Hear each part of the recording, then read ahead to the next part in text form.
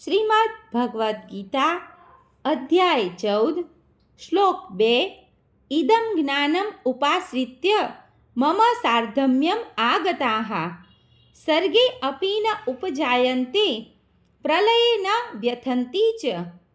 અનુવાદ: આ જ્ઞાનમાં સ્થિર થવાથી મનુષ્ય મારા જેવી દિવ્ય પ્રકૃતિ પ્રાપ્ત કરી શકે છે.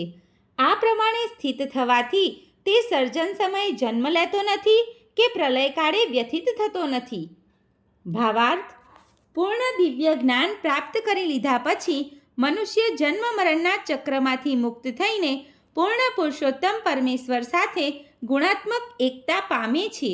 તેમ છતાં વ્યક્તિગત આત્મા તરીકેનું તેનું વ્યક્તિત્વ સમાપ્ત થતું નથી.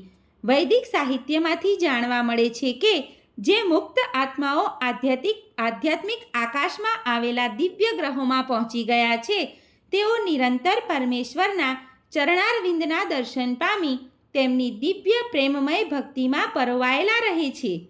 એટલે મુક્તિ પછી પણ ભક્તો તેમની વ્યક્તિગત સ્વરૂપાવસ્થા ગુમાવી દેતા નથી. સામાન્ય રીતે આપણે આ ભૌતિક જગતમાં જે જ્ઞાન મેળવીએ છીએ તે ભૌતિક પ્રકૃતિના 3 ગુણોથી દૂષિત થયેલું હોય છે. જે જ્ઞાન ભૌતિક પ્રકૃતિના આ 3 ગુણોથી દૂષિત થયેલું હોતું નથી તે દિવ્ય જ્ઞાન કહેવાય છે. મનુષ્ય જ્યારે એવા દિવ્ય જ્ઞાનમાં સ્થિત થઈ જાય છે ત્યારે તે પરમ પુરુષના જેવી ભૂમિકામાં આવી જાય છે. જે લોકો ચિન્મય આકાશનું જ્ઞાન ધરાવતા નથી તેઓ એમ માને છે કે ભૌતિક સ્વરૂપના કાર્યોથી મુક્ત થયા પછી આ ચૈતન્યમય સ્વરૂપાવસ્થા કોઈ પણ પ્રકારના વૈવિધ્ય વિનાની નિરાકાર થઈ જાય છે. જો કે જેવી રીતે આ જગતમાં ભૌતિક વિવિધતા હોય છે તેવી જ રીતે આધ્યાત્મિક જગતમાં પણ વિવિધતા હોય છે. જે મનુષ્યો આ બાબતમાં અજ્ઞાની હોય છે તેઓ માને છે કે આધ્યાત્મિક જગત આ ભૌતિક જગતના વૈવિધ્યથી વિપરીત છે. પરંતુ વાસ્તવમાં આધ્યાત્મિક જગતમાં મનુષ્ય આધ્યાત્મિક રૂપ પ્રાપ્ત કરે છે. ત્યાંના બધા કાર્યો આધ્યાત્મિક હોય છે અને આવી આધ્યાત્મિક સ્થિતિ ભક્તિમય જીવન કહેવાય છે.